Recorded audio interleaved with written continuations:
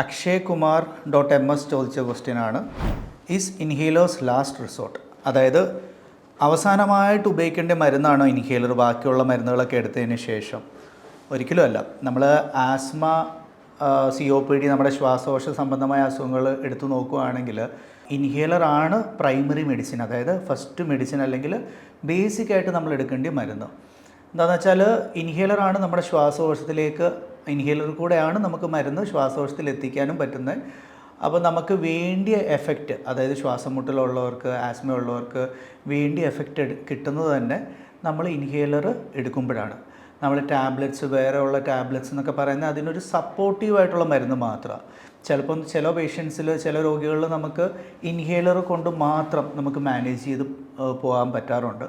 പലപ്പോഴും നമ്മൾ ഇൻഹേലർ ഉപയോഗിച്ച് രോഗികൾ ബെറ്റർ ആകുമ്പോൾ, അല്ലെങ്കിൽ പേഷ്യൻസിന് നല്ലൊരു ആശ്വാസം തോന്നുമ്പോൾ നമ്മൾ ആ മരുന്ന് കുറച്ച് കൊണ്ടുവന്ന് അവസാനം നമ്മൾ നിർത്തുക തന്നെ ചെയ്യും.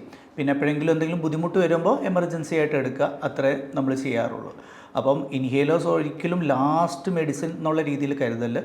ഇൻഹേലേഴ്സാണ് യൂഷ്വലി നമ്മുടെ ശ്വാസകോശ സംബന്ധമായ രോഗങ്ങളിൽ ആദ്യമായിട്ട് ഉപയോഗിക്കുന്നത്, ഫസ്റ്റ് യൂസ് ചെയ്യേണ്ട പ്രൈമറി മെഡിസിൻ. നമുക്ക് അടുത്ത ക്വസ്റ്റ്യനിലേക്ക് പോകാം.